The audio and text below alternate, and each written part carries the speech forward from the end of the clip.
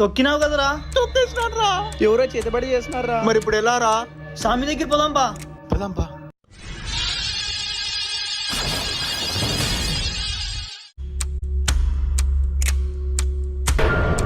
ఓం లడుంబ్లస్కో బుడుంబుస్కో. స్వామి మా వాడు చేతబడి చేసిన నిమ్మకాయ తొక్కినాడు స్వామి. అయితే ఇంకేం చేయలేం. ఇంకో దారి లేదా స్వామి? ఒకే ఒక్క దారుంది. ఆ కాలు ఇక్కడ పెట్టు.